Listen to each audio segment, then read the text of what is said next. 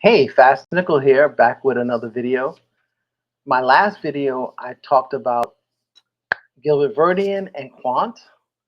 So I was watching a video by Maximus Crypto where he was doing a deep dive on Quant, and I found it very fascinating.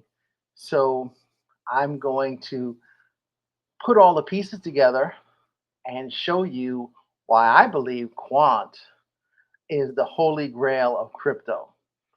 Now, when it comes to Bitcoin and Ethereum uh, are 80%, 81% of the crypto market.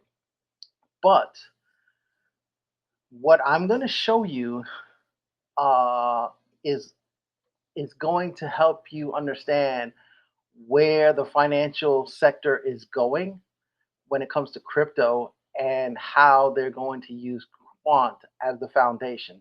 So to break it down, to just simplify it, if we had a train on a track. There's different trains that run on that one track. XRP could be one of them, right?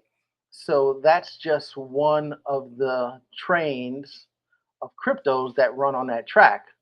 But that one track that they're all running on is Quant. So what I'm going to do now is show you why I believe this. This is not financial advice. This is for educational purposes only. You do your own research, but I've done some research for you, put it all together, and hopefully this helps you make a determination what you need and what you want to do in the upcoming months.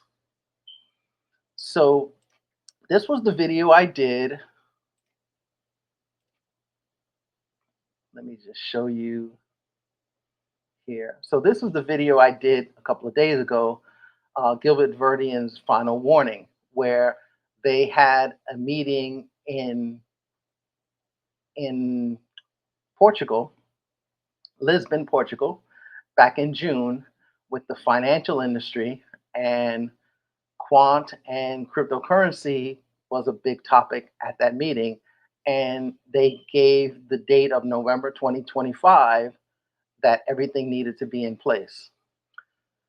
So, as I said, I'm going to go ahead and show you a breakdown of why I believe this to be the case. So, hold on.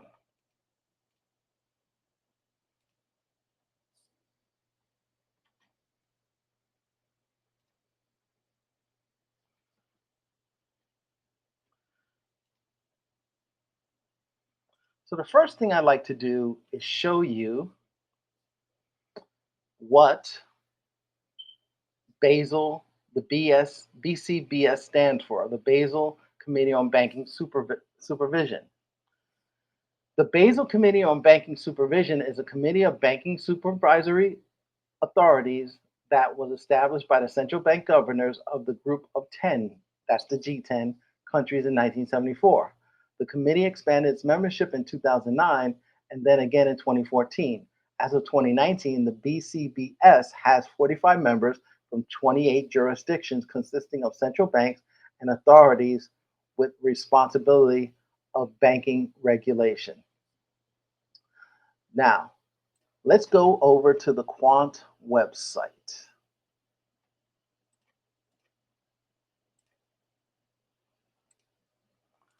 If you go to the Quant website, they have an article that says, will banks ever be able to tap into the liquidity of permissionless blockchains? Now, we talk about liquidity, that is a big deal, but permissionless blockchains is a big deal as well. And I'm going to deep dive into that as well. So in this article,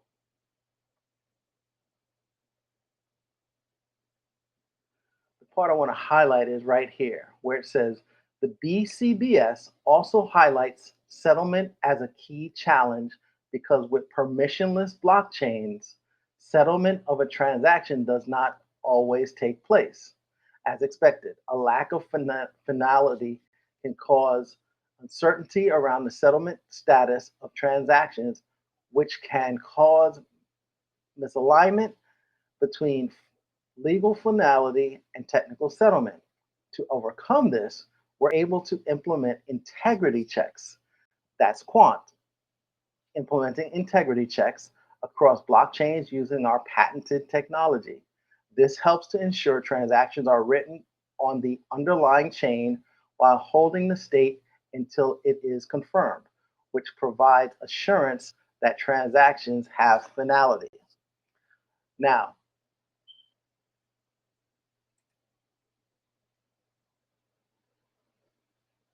I want to show you a video. But before I do, let me show you the meaning of permissionless blockchains. So let me show you this. If you go to Google and type in, is Bitcoin a permissionless blockchain? The answer is most of the major cryptocurrencies, like Bitcoin, run on permissionless blockchain networks. True to its name, it allows anyone to take part in network and access information. In short, it is decentralized and open to the public. It's called permissionless because there are no gatekeepers and no censorship. So let me show you this video. This video is an important video to help understand what's going on.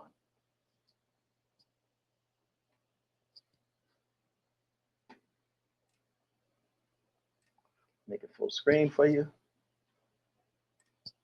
The media and is only open to market participants. What's really involved in not only moving the transaction on the ledger and committing the transaction, but achieving settlement finality and moving the assets. And if any peers want to add something, Artem, yeah, if I may add, completely agree, Rishi. It's a really good framing. I'll just add one more dimension for the audience. I wouldn't think of this as just exclusively real-time settlement, and the RSN concept proposes moving the entire securities market to real-time settlement across the board for all transactions. That would be quite disruptive to the industry overall, and we all know just from the iterative conversations of the move from T2 to T1, and therefore. But there is something interestingly profound with the notion of having a settlement system that enables the ability to move cash and securities, not just on a near real-time basis, but also on a 24/7 basis. Right now, from a securities market perspective, we are all facing the challenges of batch processes, which certainly come with efficiency, so no denying that, but settlement cycles, whether it's on a T1 or on an intraday or an end-of-day basis, and the fact that there are starts and ends to those cycles, which essentially means that outside of those cycles, largely speaking, particularly in off hours, your assets become trapped. And that has a certain cost component to it. So when we think about the potential of introducing a new settlement system and a shared ledger technology that doesn't just enable the more efficient messaging and that, but also opens up the option or provides the ability to move your liabilities or securities on a near real-time basis around the clock, that goes to very interesting considerations and opportunities when it comes to intraday markets around securities financing, when it comes to collateral mobility across the board. So those are just some of the notions that are being explored. So I wouldn't just think of it as real-time settlement across the board. There are going to be very interesting nuances and considerations that the group, as Arushi was mentioning, will be considering and bringing to light as part of the findings. And is closed to the media. Now, let's go back over to the Quant website.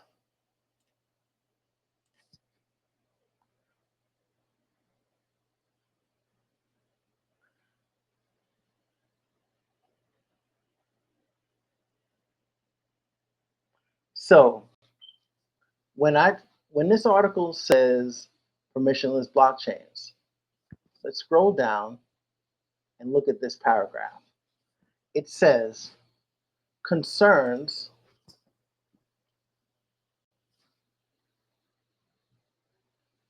Concerns around the privacy and confidentiality of permissionless blockchains were also raised in the paper. Now, when they say when they mention the paper, this is the paper they're talking about.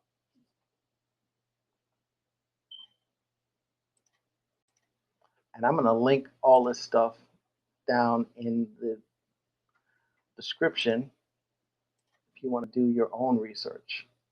So this is the paper, Basel Committee on Banking Supervision. This is a 31-page document. And we're going to come back to that.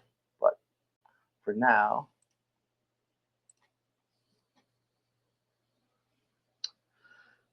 since they can provide records of transactions that can be viewed by the public, although this concern is certainly valid, we have built a solution that can co-sign each transaction that prevents unauthorized users from viewing any internal data. Its client-side option to encrypt data destined to be written on chain, which can be done in many ways, including via public key infrastructure. To migrate regulatory risk, Quant offers the capability to whitelist or blacklist addresses to be authorized for use, which minimizes the risk of unauthorized transfers and transactions. To further reduce compliance risk, we run Know Your Customer, which is KYC, checks on all public mainnet transactions on FIDO. Now, on FIDO, what is that? I'm going to tell you.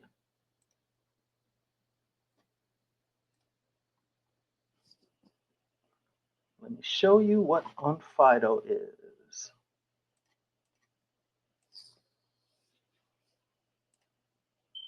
If you go to Wikipedia,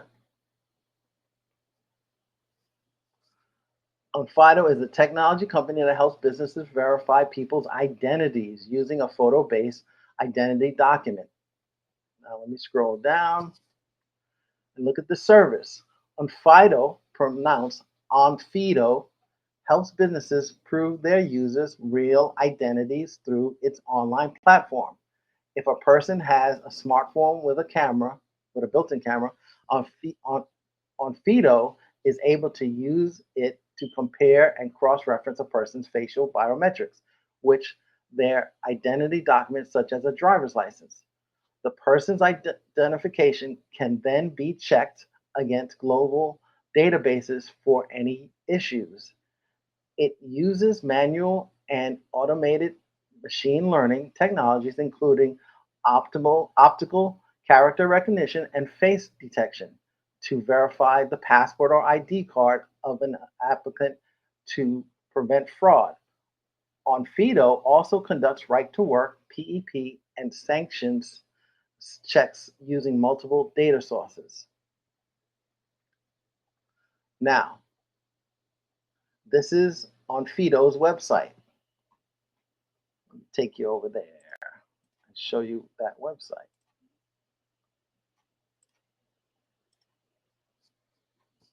When you go to their website, it's right on their homepage, Digital Identity Made Simple. Create trust at onboarding and beyond with a complete AI-powered digital identity solution built to help you know your customers online. Automation allows you to acquire new customers and reduce costs while meeting global KYC and AML compliance. You see this little graphic here. They're showing an ID card, doing a facial scan, and then it's going through the system. Well, let me show you a video that breaks this down a little more. It's about a minute and a half.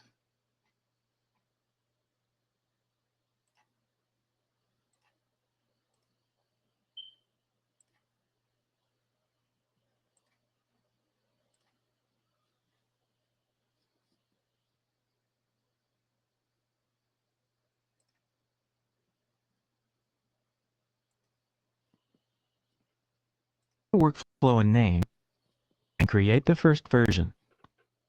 Create your own verification flow from scratch, or easily get started with a ready-made template. Add your preferred blend of verification methods from our comprehensive verification suite. and configure the capture steps a customer follows. To further customize an onboarding experience, drag and drop a new capture step to determine what a user is asked to do, and easily integrate it by connecting steps within the flow. Then, add and integrate a report for facial similarity. If you need to add other conditions, such as age restriction, you can edit the if-else condition by adding a new filter route. Edit the condition in just a few clicks, and configure the end result to decline applicants that do not meet your business criteria. In this case, users below age 21. Save your updated flow and add any version notes. Then push it live immediately in one click. Your flow is now active and live for customers, but you can also easily track and reactivate previous versions. After a few days, check your flow's performance. Analytics provide a clear breakdown of the paths customers take, making issues easier to identify. Finally, the results dashboard shows all customers who have gone through your onboarding process. Filter the results to understand where users are dropping out of the funnel. This helps you easily review individual cases or brainstorm ways to reduce the number of applicants sent to the review phase to ensure you aren't losing valuable customers. Try building your own workflow today. So that's on Fido. You see how all these different pieces are being put together for digital ID. Now,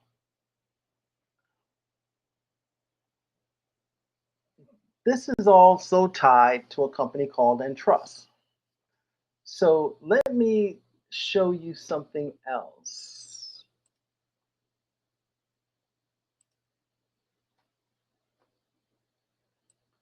Before I do that, I want to show you two other things.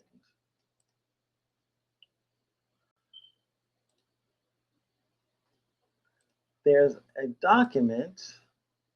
Okay, here it is. I want to show you this document.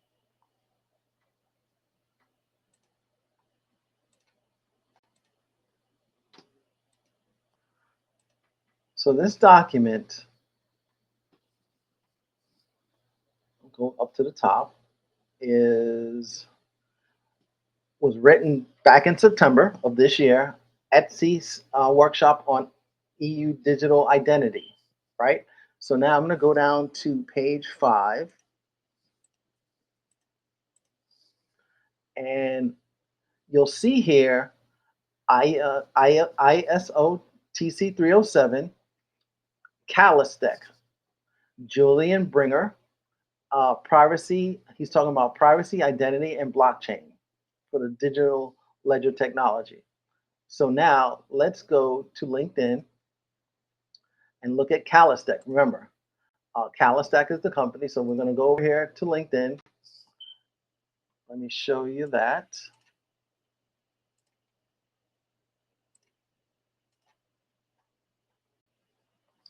Calistec is an enterprise in crypto and securities. Okay, so now let's look at the CEO.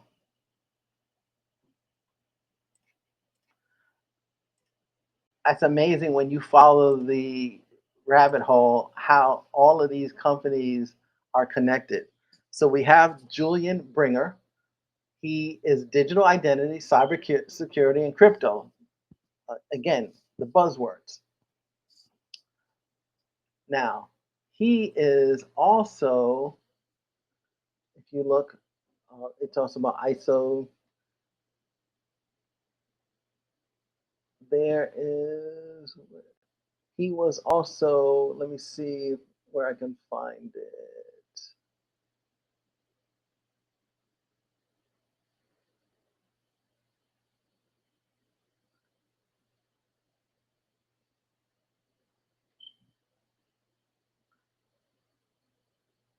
Hodling. Okay, so he was also the co-founder of Hodling, and I'm going to show you why that's important.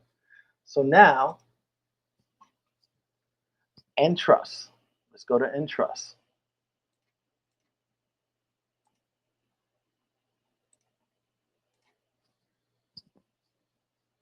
So Entrust, formerly Entrust Data Card, provides software and hardware used to issue financial cards, e-passports, production, user authentication for those looking to access secure networks for conduct financial transactions, trust certified for websites, mobile credentials, and connected devices. The privately held company is based in Minnesota, employs more than 2,500 people. Now let's look at the history.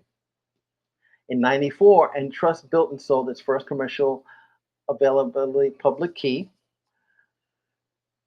In 1997, formerly Northern Telecom spun off Entrust when it became incorporated in Maryland as part of a tax strategy. Entrust originally entered the public SSL market by chaining to the Thought route in 1999, created Entrust. Now,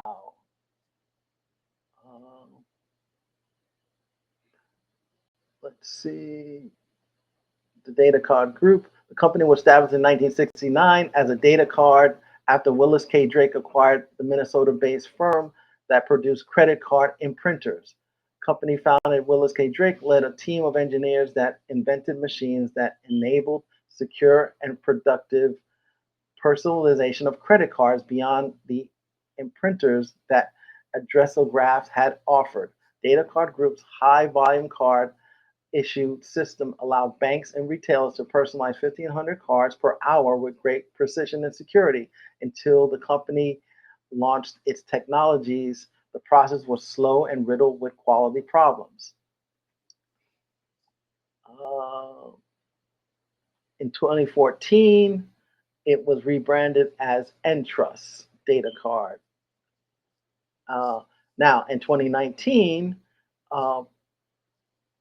it went to the Thales Group. Now, let's look at the Thales Group.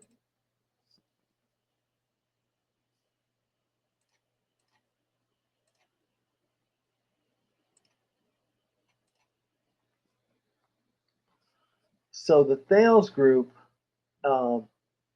is a French multinational company that designs, develops, and manufactures electrical systems as well as devices and equipment for the aerospace, defense, transportation, and security sectors. The company is headquartered in Paris business district, and its stock is listed on the Paris Stock Exchange.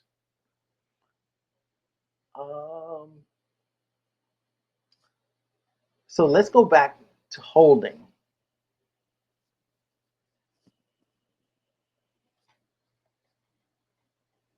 Or HODL NG.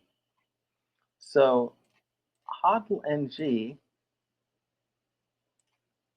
as I mentioned, who is a part of HODL NG? Julian Bringer. He's the CTO, Chief Technology Officer. Now, I'm going to show you this video about HODL NG and what it does.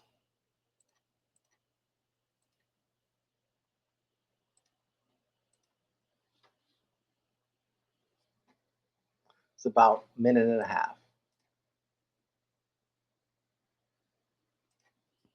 Sustainability data which my sustainability team has input recently.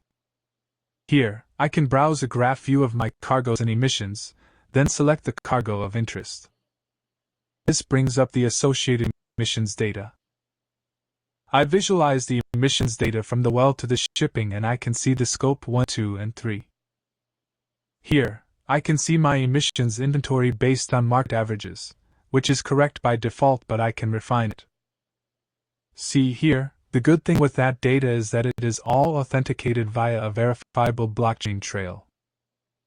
I now add granular emissions data from my supplier for each step of the supply chain related to my cargo. I upload a certified Excel file with my emissions declaration, which is processed and integrated into the inventory. My buyer and I already agreed on an LNG volume we want to compensate for this cargo. Let me check, where are my offsets? Here they are. Now I can easily balance and associate carbon offsets with the cargo to account for the compensation. Finally, I transfer ownership of the associated carbon offsets to my buyer via a digital asset. This digital transfer process enhances transparency and provides an auditable record of the offset transaction. HODL NG's net positive platform helps me retrieve and build on sustainability data to reduce emissions and increase transparency. There you go. Now, I mentioned IDEMIA. Let me talk to you about IDEMIA. IDEMIA was in that paper. So IDEMIA, known as Morpho, is a French technology company headquartered in France. It provides identity-related security services and sells facial recognition and other biometric identification products. So as you can see, let's see, is there anything else I want to show you? Yes, banking. So IDEMIA develops solutions to improve the payment card. Thus, the company carries out research such as the implementation of fingerprint recognition in the 0.8 millimeter thickness of a card, or the dynamic charge, the visual cryptogram. In addition, the company is able to manufacture custom cards in small series adapted to each of its customers, including cards made in recycled plastic. They have tons of operations in the US. Now,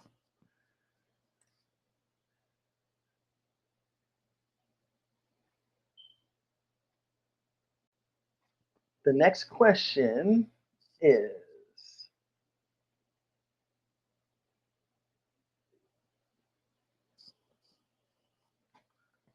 going back to Quant website and the article that I had up earlier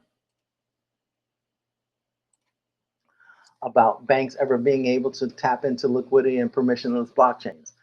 At the very end of this article, here's what it says. It says, let me make this a little bigger just in case. So it says, Quant technology provides the necessary controls to allow banks to safely and securely adopt and interact with public blockchains without exposing them to significant risks.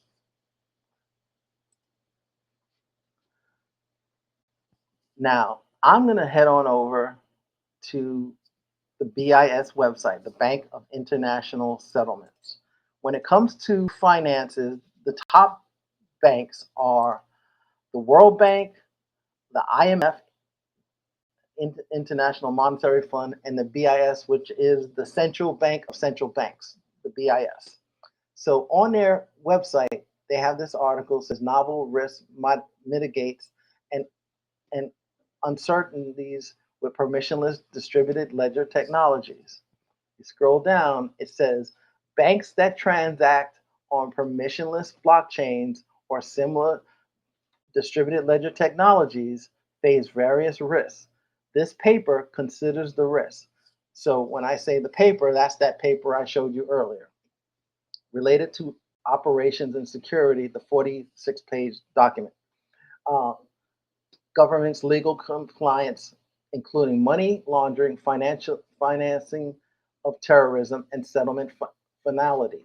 Certain risks stem from blockchains' reliance on unknown or third parties, which makes it difficult for banks to conduct due diligence and oversight. These risks require new risk management strategies and safeguards.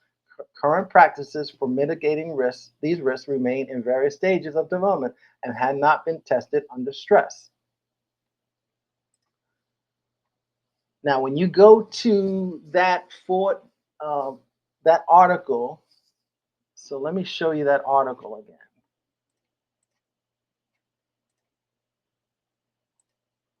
This PDF.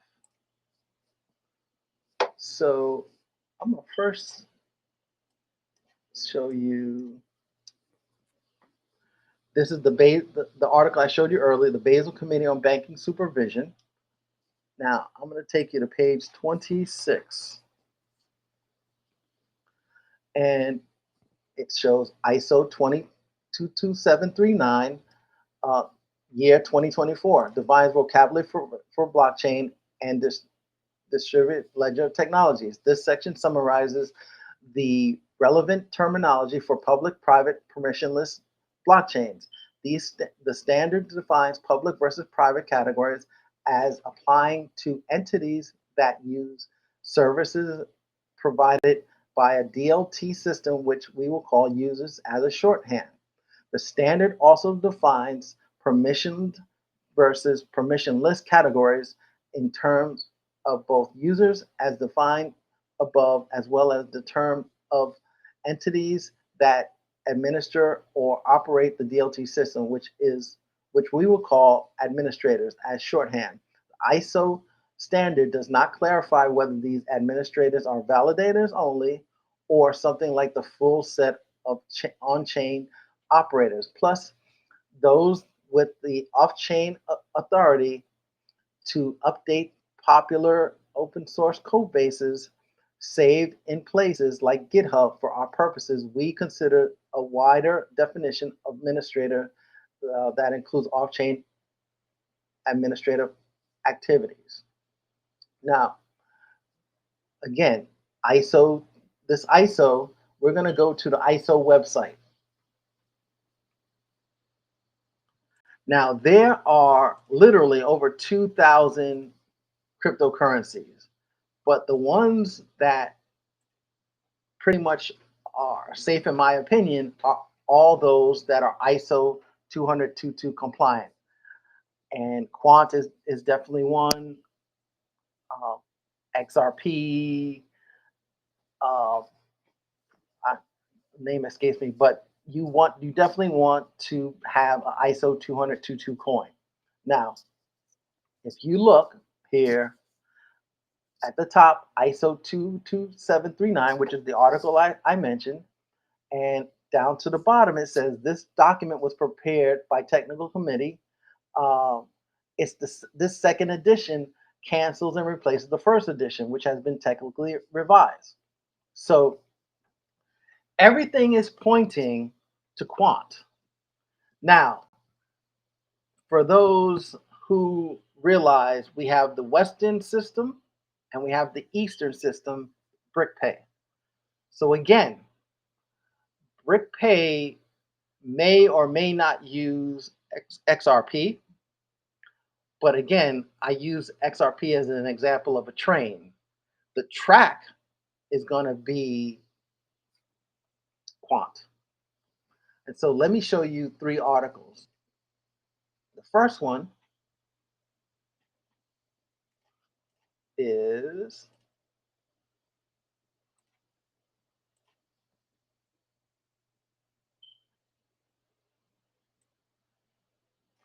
this article is called Russian Rating Agency ACRA sees banks dominating RWA, which stands for real world assets, tokenized assets.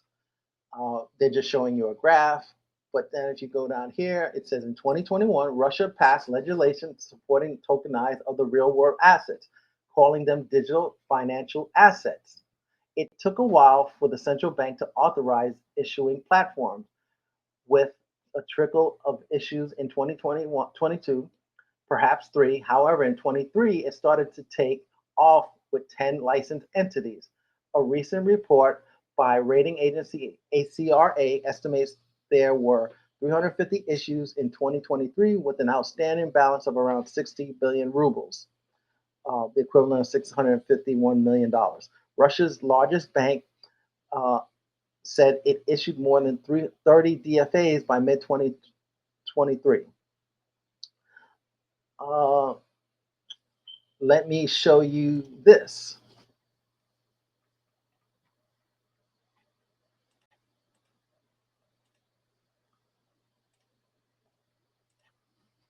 Now,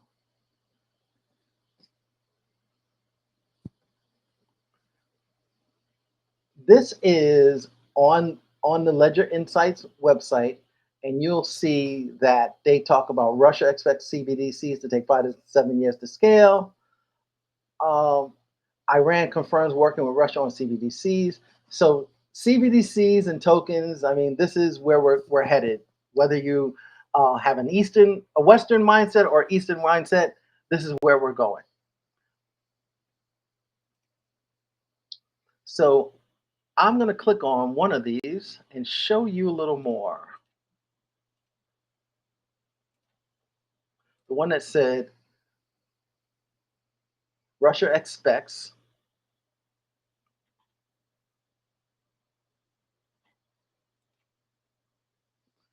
CBDCs to take 5 to 7 years to scale, starting in 2025. Again, I mentioned November 2025. They're just saying 2025. But basically, this article, yesterday, the governor of the Bank of Russia informed the State Duma about the progress of its central bank digital currency pilot, which started in August of last year. As previously reported, the second wave of banks, including Russia's largest bank, is ready to join the digital ruble pilot. And the very last item I'm going to show you is this.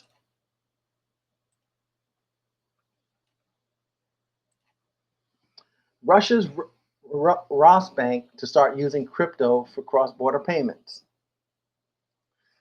Again, when you hear cross-border payments, the two #1 cryptos are XRP and XLM.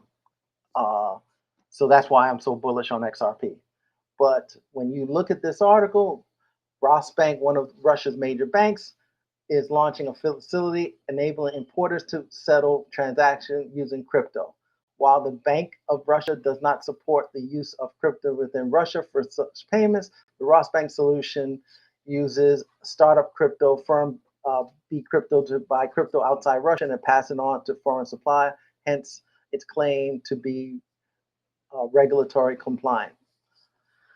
So basically,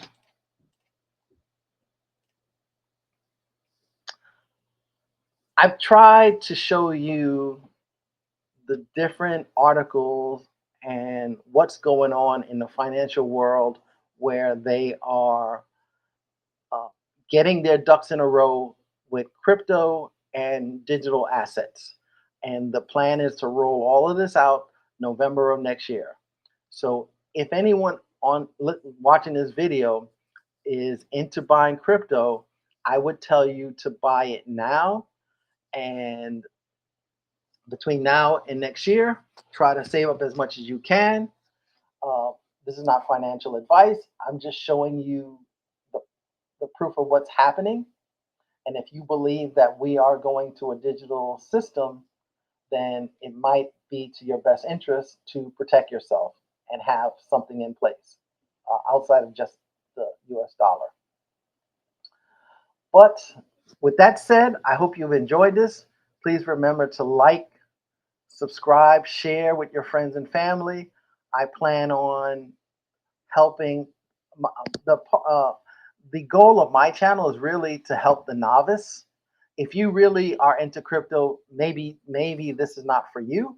But if you're new to crypto and you're trying to get a handle on how this works, what I'm trying to do is help you not get lost and help protect you, because crypto can be unforgiving. If you send your crypto to the wrong person by accident, you can't get a mulligan and do a redo. If you do that, you just lost it. So my goal is to help those that want to learn, help them to learn and help hold their hand. So again, I hope you enjoyed and stay tuned for the next video.